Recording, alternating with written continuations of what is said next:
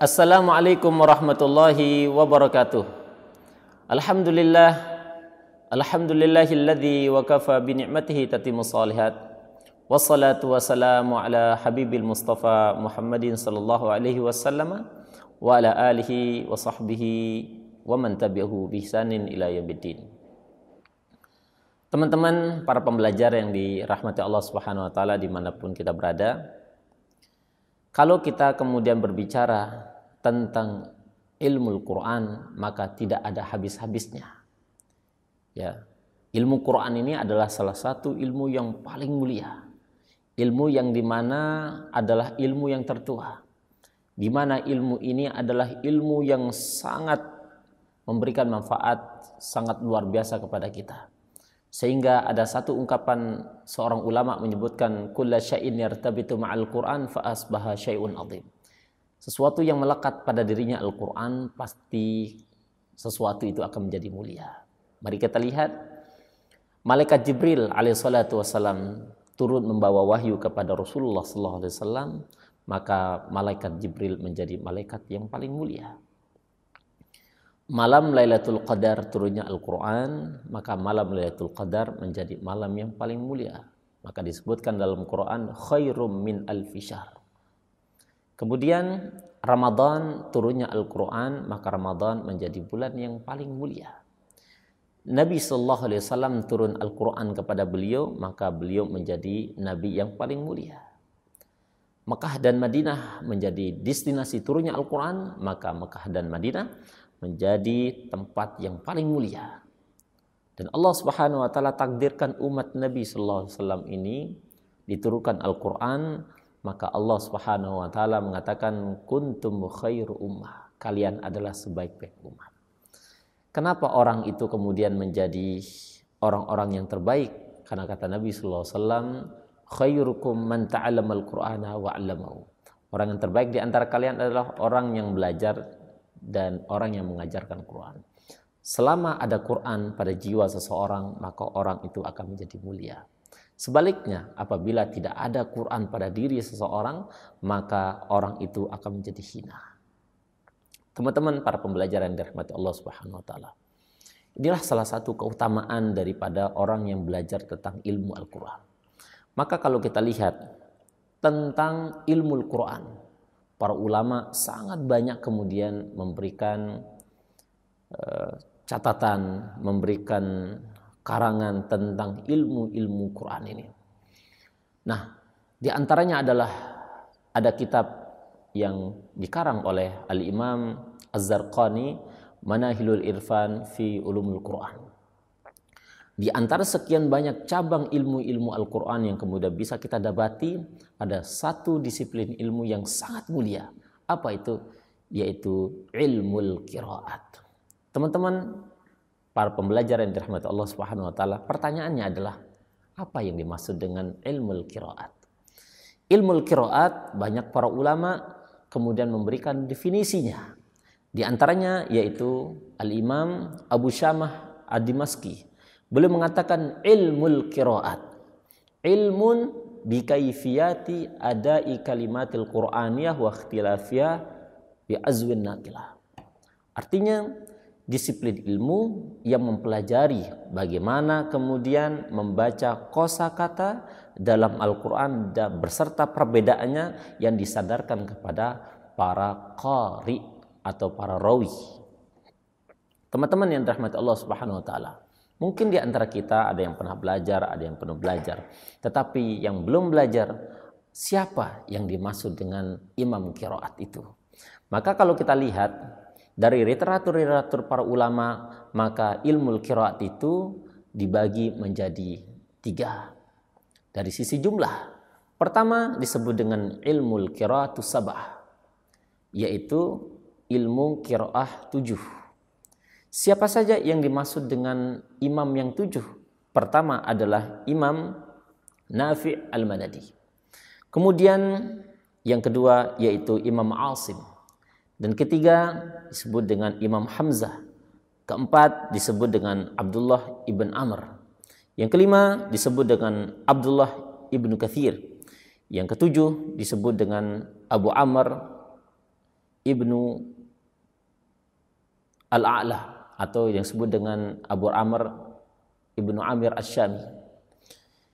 Kemudian Ali Al-Kisai.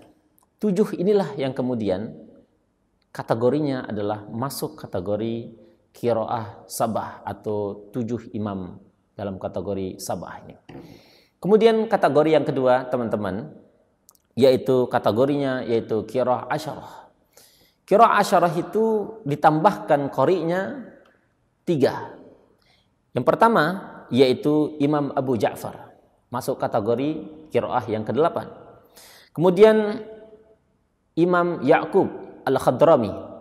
Kemudian yang ke-10 yaitu Imam Khalaf Al-Ashir. 3 ini mulai dari Abu Ja'far, Ya'qub, Khalaf Al-Ashir masuk kategori yang ke-10 setelah ditambah 7 imam yang pertama. Kemudian kategori yang ketiga teman-teman yang dirahmati Allah Subhanahu wa taala, macam-macam ilmu qiraat itu adalah qiraah arba'ata asyar, yaitu 14, yang dimana tambahannya 4 dari 10 kemudian ditambah 4. Yang pertama yaitu Imam Hasan Al-Basri, yang kedua Imam Ibnu Muhaisin, yang ketiga ada Imam Yahya Al-Yazidi, kemudian ada Imam Asy-Syambuzi. 4 itulah kemudian masuk kategori imam qiraah arba'ata asyar. Teman-teman yang dirahmati Allah Subhanahu wa taala, para pembelajar dimanapun berada, bahwa dari sekian macam dan jumlah qiraah mulai dari sab'ah, mulai dari 10 sampai arba'ata asyar atau 14 itu, maka dapat kita melihat kesimpulan para ulama, ya, ada derajat daripada qiraah ini, ada yang sampai mutawatir.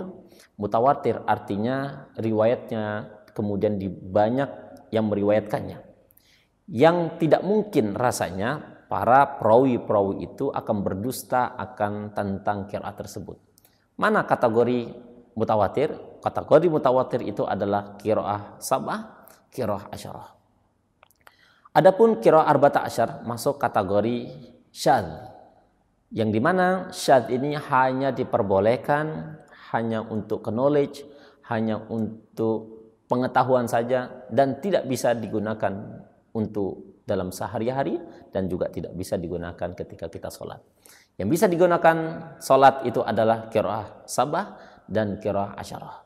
Teman-teman yang dirahmati Allah Subhanahu wa taala, inilah kira-kira macam-macam ilmu qiraat mulai dari ilmu sabah, ilmu qiraah asyarah dan arba'ata asyar. Kira-kira teman-teman yang dirahmati Allah Subhanahu wa taala, apa sih kemudian faidah orang belajar ilmu qiraat? Faidahnya sangat banyak teman-teman. Di antaranya apa? Yang pertama adalah at-taisir.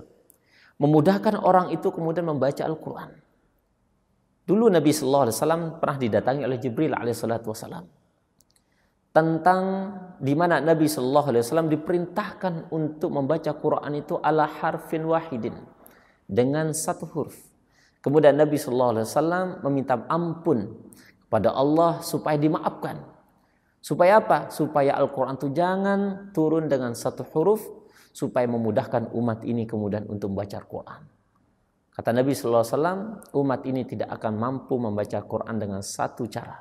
Maka diturunkan Al-Quran itu dengan ala sab'ati huruf, yaitu dengan 7 huruf, yang kemudian dengan inilah para ulama kemudian memberikan catatan penting bahwa dengan diturunkan ala sab'atil huruf ini memudahkan bagi umat Nabi sallallahu alaihi wasallam ini membaca Quran dengan berbagai dialekmatika sesuai dengan lisan-lisan mereka. Misalnya ada sebagian kaum atau suku membaca dengan lafaz Malik Yaumiddin, ada yang membaca dengan Malik Yaumiddin. Ada juga dengan lafaz-lafaz yang lain dalam surat Al-Fatihah, misalnya kalimat sirata ada yang membaca dengan huruf sin, sirata ada yang membaca dengan huruf sad, sirata, kemudian ada juga dengan ismam yaitu az-zirata. Ini kemudian dibaca sesuai dengan lahjah ya suku-suku pada saat itu. Kemudian begitu juga dengan kalimat-kalimat yang lain seperti kalimat alaihim sebagian menyebut dengan kalimat alaihimu, sebagian juga menyebut dengan kalimat alaihum. Inilah kemudian contoh-contoh kalimat-kalimat yang kemudian dibaca dengan berbagai macam bacaan. Mungkin contoh yang berikutnya yaitu lafaz mustahziuna, kemudian bisa dibaca dengan kalimat mustahziuna, mustahzuna, mustahziuna. Nah, teman-teman yang dirahmati Allah Subhanahu wa taala, pada faedah yang pertama ini yaitu atas at-taisir, yaitu memudahkan orang kemudian untuk membaca Al-Qur'an. Kenapa Allah mudahkan? Supaya tidak ada alasan bagi umat ini untuk tidak baca Al-Quran. Maka kata Rasulullah SAW, iqra'ul Quran fa innahu ya'ti yaumal qiyamah syafi'an li ashabi. Kamu baca Quran, kata Nabi SAW, karena Quran itu akan datang kepadamu di hari kiamat untuk menjadi syafaat. Maka sering-sering baca Al-Quran sesuai dengan lahjah kita, tentu ya dengan syarat sudah dipelajari. Yang kedua dan terakhir mungkin di antara faidah kita belajar ilmu qiraat ini untuk kemudian memberikan pemahaman lebih dalam tentang makna-makna Al-Quran itu sendiri. Ya. Tentu makna Al-Quran itu tidak akan pernah dipahami kecuali dengan orang-orang yang memiliki kompetensi. Dengan adanya ilmu qiraat ini akan memudahkan bagi orang untuk memahami Quran lebih dalam. Ya. Dengan lafaz-lafaz yang berbeda tapi tentu akan memiliki makna yang sangat mendalam. Maka para ulama tafsir kemudian tidak jarang kemudian menafsirkan satu ayat dengan bacaan-bacaan atau qiraah-qiraah tertentu untuk memudahkan mengambil istinbat hukum yang ada pada dalam ayat tersebut. Dan keempat yang ketiga, teman-teman yang dirahmati Allah Subhanahu wa taala, dan ini mungkin terakhir dari sekian banyak faedah, bahwa ketika kita belajar ilmu qiraat, ketahuilah bahwa inilah salah satu tanda rahmat dan kasih sayang Allah Subhanahu wa taala kepada umat ini. Karena dalam satu keterangan bahwa nabi-nabi terdahulu mulai dari Nabi Adam sampai Nabi Isa alaihissalatu wassalam, ketika para nabi dan para rasul itu kemudian diutus kepada kaum-kaumnya, mereka dikasih kitab-kitab sesuai dengan lisan-lisan mereka, tetapi catat bahwa mereka hanya dikasih dengan satu bacaan saja. Berbeda dengan umat Nabi sallallahu alaihi wasallam ini, kemudian dikasih rukhsah oleh Allah Subhanahu wa taala untuk membaca Al-Qur'an dengan berbagai macam dialek sesuai dengan sanad yang bersambung kepada para rawi, pada qari dan sampai kepada Rasulullah sallallahu alaihi wasallam. Tentu ini tidak bisa kemudian kita ketahui kecuali kita akan belajar kepada ahlinya. Mudah-mudahan orang yang belajar ilmu qiraat dan kita kemudian yang belajar pada saat ini menjadi orang yang paling mulia. Karena kata Nabi sallallahu alaihi wasallam, orang terbaik di antaramu adalah orang yang belajar dan mengajarkan Al-Qur'an. Mudah-mudahan bermanfaat apa yang kita sampaikan pada kesempatan kali ini, dan terus belajar untuk menambah wazanah keilmuan kita, bahwa al-hayatu fi dilalil Quran ni'matun la ya'rifaha illa man taqwa. Sesungguhnya orang yang berada di bawah naungan Al-Quran, yang sering interaksi bersama Al-Quran, pasti orang itu akan menjadi mulia, dan kemuliaan itu tidak akan pernah diketahui kecuali kita akan menyerebangi lautan Al-Quran itu sendiri. Jazakumullahu khairan. Assalamualaikum warahmatullahi wabarakatuh.